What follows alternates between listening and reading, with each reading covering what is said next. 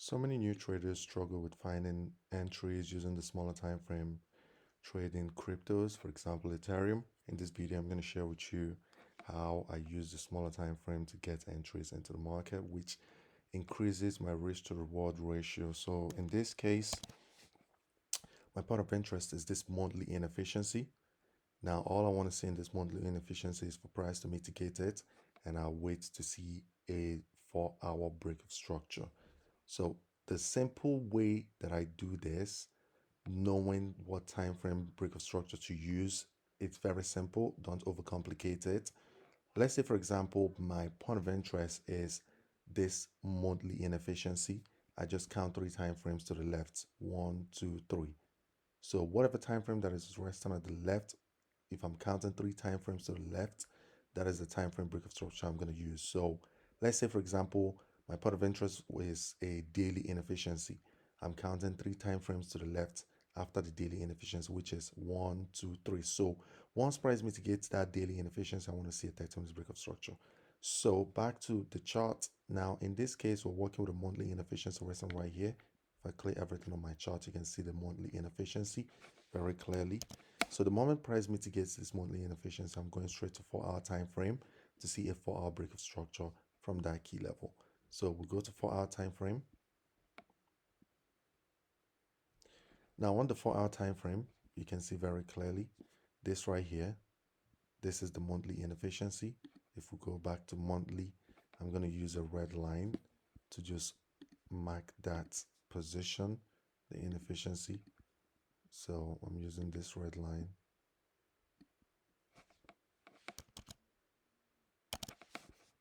So it's supposed to be a red line, but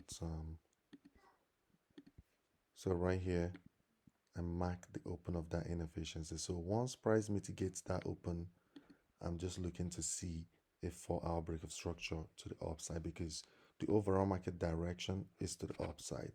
Now this right here, you can see the red line. That's the red line. The moment price comes into that red line, my focus is on a 4-hour break of structure.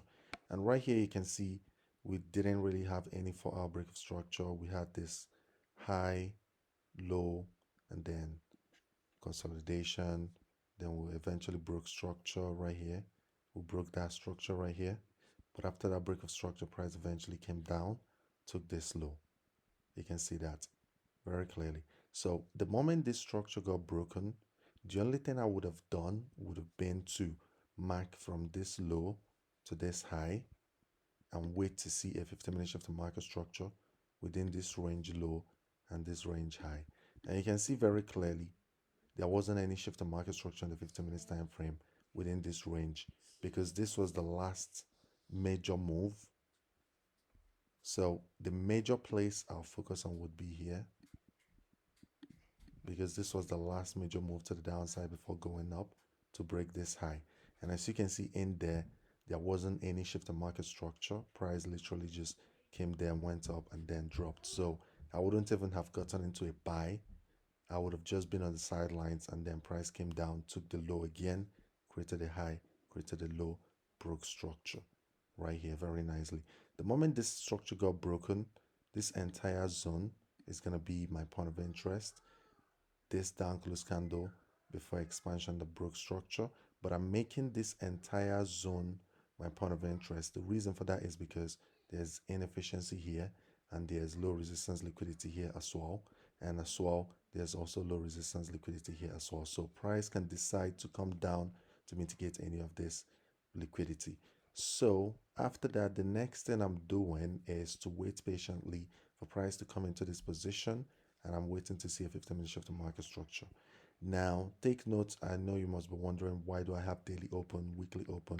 The reason I have this is the daily candle that came into that monthly inefficiency to mitigate that position took liquidity and make this move, this break of structure. The open of that candle, if I want to buy, I want to buy below the open of that candle. If this was a sell, if I want to sell, I want to sell above the open of that candle. So let's say this is the candle, this is the open, and then this is the close of the candle. This is just an example. So this is the candle. Now if I want to buy, now I believe this is let's say this is a sell. I'm looking for a sell, and this was the open, this is the close, and I've already seen a shift of market structure on the 4 hour or 1 hour. What I'll be anticipating would be for the new daily candles that will be coming out to come back into this daily open here above it for last distribution before a continuation to the downside. Now, in the case where this is a buy for a buy, let's say I'm bullish and this candle came down into my monthly inefficiency. This is the open, this is the close. If I'm looking for a buy, I'm looking for the new daily candles to come down to mitigate the daily open right here and then potentially continue to the upside. I'm still going to share more about this. I know some people that are hearing this for the first time, it might seem a little bit confusing, but I'm going to share more insights on this, how to use it in real time on trades. So back to the chart, as you can see, we have a high and low break structure. This is our point of interest. The moment price is in here, we're looking for a 15-minute shift in market structure. Now we'll go straight down to 15 minutes time frame. Now we're in there now, and as you can see very nicely, price, this is just 30 minutes time frame. You can use 30 minutes or 15 minutes time frame. They're most likely going to give you very similar price action. So right here on the 30 minutes time frame, you can see we created a high, created a low, broke structure. Let's say you wanted to buy from this structural leg after this break.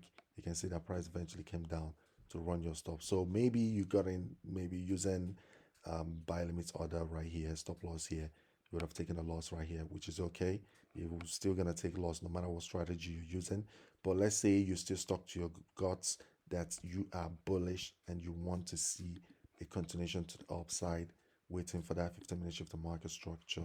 All you can see right here, price created a high, a low, eventually broke that structure right here, closed above it. This was the last down close candle. You can basically put another limit or the buy limit here, stop loss resting below here. You can see how nicely price would have activated you, took you in, and that would have been your first entry into the marketplace. Now after that, the next thing we do is we're looking for a re-entry. Now I'm going to show you how to also get a re-entry as well. So right here for re-entry models, so right here after this high, low, and then we'll have this break, retest, then price came up, came down, run liquidity, expanded higher. This expansion, look at what this expansion broke. A swing low. This is 15-minute swing high, 15-minute swing low. After breaking this 15-minute swing high, I'm anticipating for price to retest the last down close candle that took liquidity before expanding to break structure, which is this key level. So this key level right here, you can use this right here. What I did was I used here. I didn't even get in right here. After price broke this place, I didn't get in here because I was just like, I'm just going to wait for more confirmation. You can wait to see 2, 3 confirmation before you get in. So the first confirmation, someone would have used first confirmation the moment 4 hour got broken. You would have just used a limit order, the last down close candle, put a limit there, stop loss the overall low. Yes, you'll be in profit right now, but it wouldn't give you the best risk to reward ratio.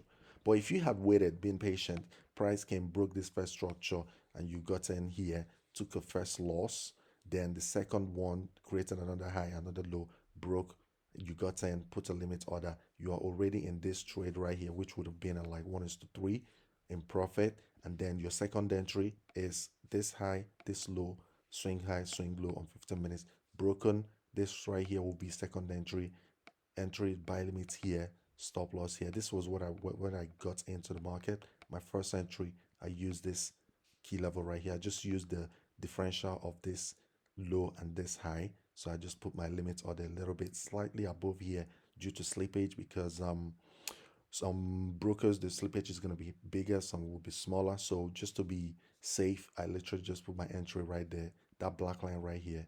That's my first entry. And then my second entry, I was waiting for price to break a 5-minute structure right here.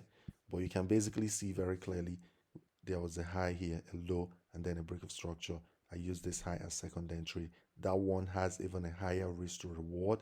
And then that's the stop loss resting below this low. I just gave it a little bit of room, because in case I don't know what's going to happen with your broker, if you're using a broker that has a very big spread or tight spread and your stop loss is just here, price coming down here might just take you out of the trade. So it's best to give it room, because this is crypto. So because even when I put my entry right here above this high, when price came to this high, you can see price came to that high the first time, it didn't activate me, but I didn't jump in with market execution. I just was like, if this is my trade, it's going to activate me eventually. And because I was seeing the inefficiency here as well, and also this the now close candle was my major point of interest.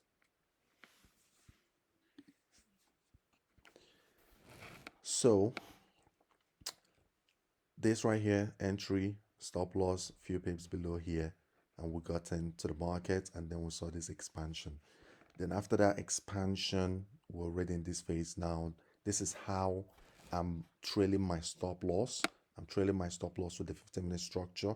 Now we've broken this structure, we created a low here, broken structure, created a low here, broken structure, created a low here. This is a new break of structure. Now what I'm looking towards to see is for price to create a new low. So that new low could potentially be right here, because this is the new low for everything here, consolidation. If we create a new high, my new low would be this position. So I'll trail my stop loss to this position, not here. The reason I will never trade my stop loss right here is because of slippage. Like I said, in as much as this is the will be my new low, once we break above this high, this would be my new low, but this will be my stop loss because of slippage. And once we break through and create a new 15 minutes low and then 15 minutes high, I'll keep trailing my stop loss. My overall market direction is number one, this high, I want this high to get taken. Number two, I want to see this high get taken, because overall, this is a high and this is a low and this is a break of structure. This is a retest. So I want to see a potential continuation to rally above this high, and this would be my draw on liquidity. Now, another thing I'm going to share with you in this video is how you can know the low hanging fruits area. So this is very essential to know this. So let's say, for example, in this case, we're working with a monthly inefficiency. Now, this monthly inefficiency, the low resistance liquidity, low hanging fruit area, price can easily smash through, where you can put a take profit position. Once price is a massive profit, throw stop loss to break even, allow price to do its thing. The low hanging fruit area is a 4-hour swing high. Why 4-hour swing high? The same thing I did to derive my break of structure for a shift of market structure, which is counting 3 time frames to the left. 1, 2, 3. The 4-hour swing high is the next draw on liquidity. That is going to be the low resistance liquidity. The price will easily run after mitigating a 4-hour inefficiency, after mitigating a monthly inefficiency. So mitigating the monthly inefficiency right here, the red line, this is the swing high, this is a swing low, this is my low resist, no, my low hanging fruit area. Price can easily smash this key level. Now, what I do in this kind of situation is, in as much as this is the low hanging fruit area,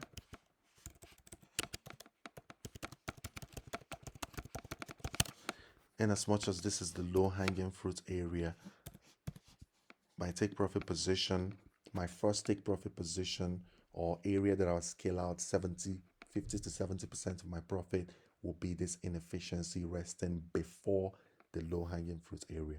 The reason for that is because anything can happen. Price can come in here and then we see a deep retracement. So I don't want to be in that deep retracement. I want to get out from the market with the impulse. So the moment price is in here, 50 to 70% of the position is out, and then I'll leave the rest, trail stop loss to a 15 minutes low. If it wants to reverse, I honestly don't care. If you found this video insightful, you can follow our YouTube channel. I'll be dropping more bangers like this, showing you how I trade and also showing you the potential profits coming out from those trades as well, so you can see that this actually works. It's not just me rambling on my YouTube channel and telling you how to do this and that when I'm not actually doing that. So if you found this insightful, give this video a thumbs up. You can like it. That's all I'm asking from you. And you can subscribe to our YouTube channel if you want to see more videos like this. And until next time, I'll see you.